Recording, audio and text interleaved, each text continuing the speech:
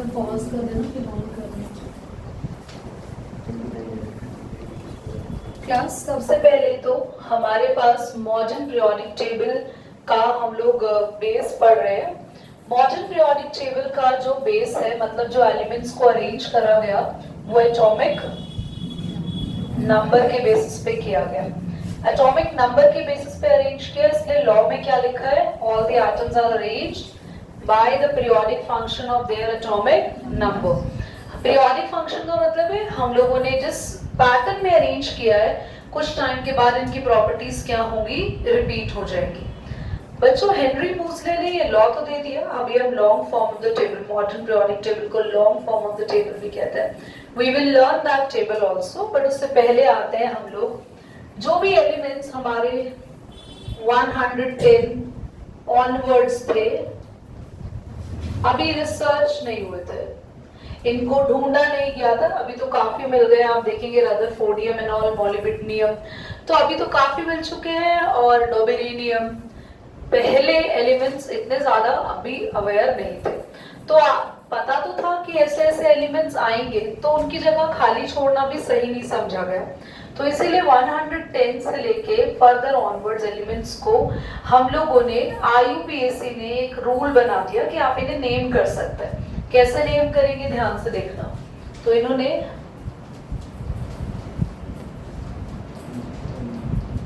इनके लिए कुछ यहाँ सफिक्स दिए हैं, अन, निल, bye,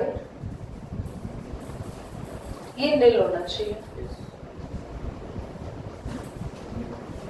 try, quad, pent, hex, sept, hept नहीं होगा, ओके, ऑक्ट और एन।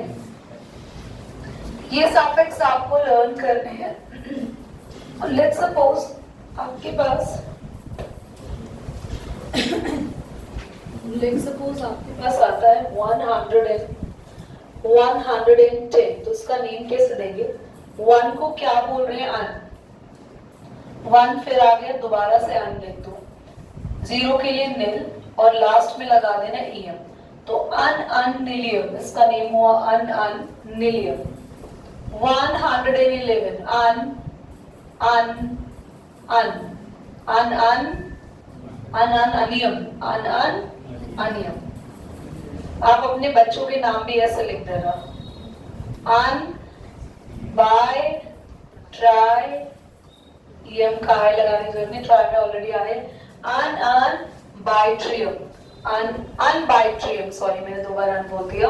सो प्लीज आप जल्दी से 105, 115, 107 का नेम लिख दो, इसको पॉज कर दो and long form of the table.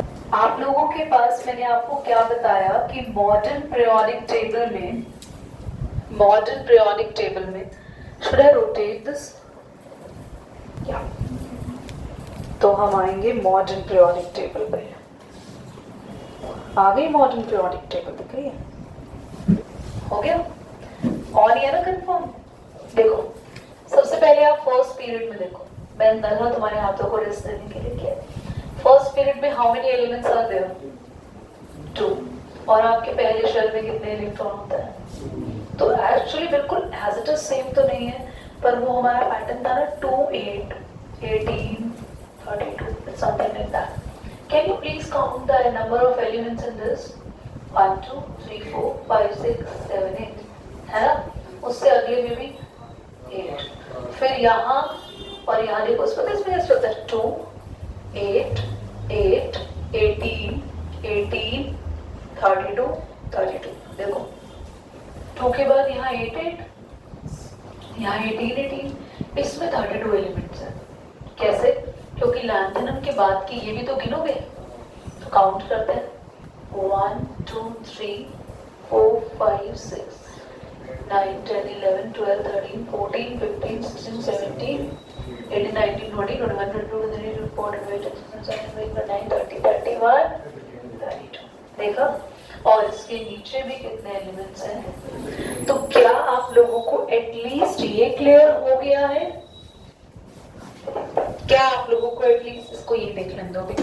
ये क्लियर हो गया है कि हमारे पास फर्स्ट 2 एलिमेंट, उसके बाद 8, उसके बाद फिर 18 फिर पक्का। चलो अब हम लोग थोड़ा सा और आगे जाएं तो हम लोग ये पढ़ेंगे, ध्यान से देखना। यहाँ पे 1s सा हाइड्रोजन और हीलियम में 1s तक रहता है। सेकेंड देखो, सोडियम से शुरू होके हम नियॉन पर आए, नियॉन तक आते आते था 2p भर जाता है आपका, 2p पे खत्म हुआ। अगला 3p वाली लाइन चलेगी, 3s 3p वाली चलेगी। थर्ड पीरियड है ना, तो वो सबशेल देखो सुनो, सबसे पहला पीरियड है 1, उसके सबशेल भी होगा 1s। सेकेंड पीरियड क्या है 2 ना, तो उसके सबशेल होंगे उसमें 2s 2p। थर्ड में 3s 3p, इस तरीके से सो ऑन चलते। तो मैं इसको लिखवाऊंगी और डिटेल में भी समझाऊंगी आगे बढ़ने, नहीं तो मैं लगने वाला नहीं है। ये बेचारी को डर लग रहा है कि धीरे कहीं मेरी खोपड़ी उड़ा दे सीधा। गए दिन तुम्हारे। देखो बच्चों, आप लोग देखो तो पहले पीरियड में हमारे पास क्वांटम नंबर जो स्टैब्लिश हुआ वो 1 है। 1 से शुरू है, 1s और 1s तक ही रहा, क्योंकि 1 में तो p होता नहीं है। सेकेंड में 2s से शुरू हो रहा है। देखो लिथियम और बेरिलियम क्या होते हैं? लिथियम होता है 1s2 2s1, beryllium 1s2 2s2, और यहाँ आ जाओ नियॉन होगा 1s2 2s2 2p6, 2p खत्म हो गया। अब थर्ड पीरियड में आ जाओ, सोडियम शुरू हो रहा है 3s से और खत्म किस पे हो रहा है? आर्गन में 3p पे। बेटा लिखना इतना इम्पोर्टेंट है? हाँ बोलो, हाँ है ना, इम्पोर्टेंट है लिखना। सब पता है फिर भी ऐसे उसको देखो। बेटा सो जाओ, आप सो जाओ, आप नींद ले लो। इधर देखो, सच में फोर्थ में देखो, फोर्थ में यहाँ पे क्या है 4s और यहाँ क्या है ये पूरा 4p, और 4s और 4p के बीच में जो ये आया ना स्कैंडियम से लेके जिंक, ये है 3d। और याद करो जब हम इलेक्ट्रॉनिक कॉन्फ़िगरेशन लिखते हैं तो पहले इलेक्ट्रॉन डालते हैं 4s में, फिर डालते हैं, ये वही है रीजन। अब 4p के बाद 4p जैसे खत्म हुआ ऐसे 5 है ना, 5th देखो इसको देख लिया करो, 5th पीरियड है 5s आगे ये वाले सारे 5p और बीच में है ये लाइट येलो 14। समझ में आया? 6th पीरियड में आगे के दो कौन होंगे? 6s और ये वाले 6p। बीच में रुको, आस्था बोलेगा, आस्था बीच में कौन सा होगा? कौन सा d होगा? ये 5d। ये देखो स्कैंडियम से जिंक तक की पीरियड 4th में है, बट ये कौन सा डी ब्लॉक का सीरीज होगा? 3d, ये 4d, ये 5d, ये 6d। समझ में आया सभी को? पक्का? आगे बढ़े। Now let's talk about groups. Heading डालना कैरेक्टरिस्टिक्स ऑफ ग्रुप्स।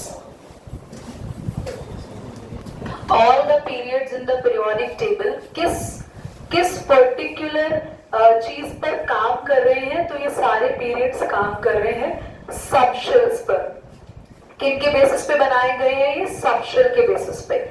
और पहले पीरियड की बात करें तो नंबर 1 पीरियड, मैं बोर्ड पे लिख देती हूँ, बहुत बेहतर हैंडीकैप थोड़ी बनोगे आप, हाँ डिपेंड थोड़ी रहोगे, कब तक रहोगे किसी पे?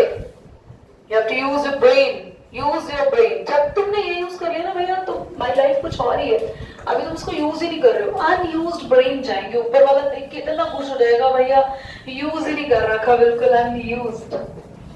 ध्यान से देखो, पीरियोडिक टेबल बना रही हूँ। It's not exactly like that, but सबसे पहले फर्स्ट में आपके पास है ना,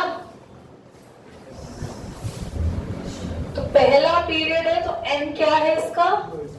1, और n1 तो कौन सा ऑर्बिटल होता है? 1s। ऑर्बिटल नहीं, सॉरी, कौन सा सबशेल है? 1s। सेकेंड पीरियड के लिए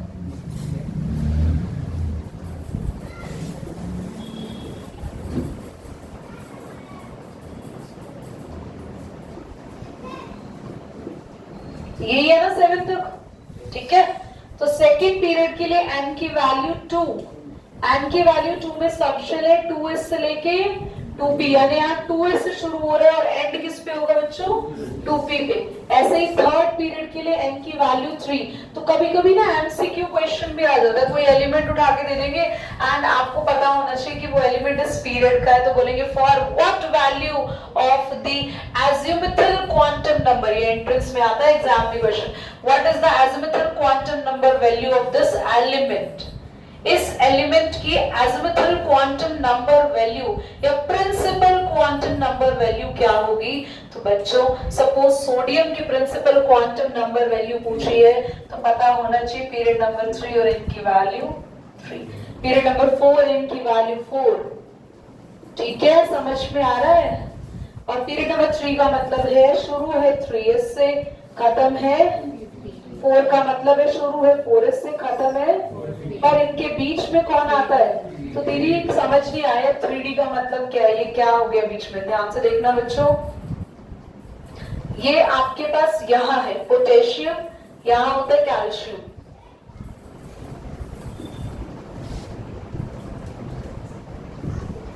तो यहाँ कैल्शियम है, कैल्शियम के बाद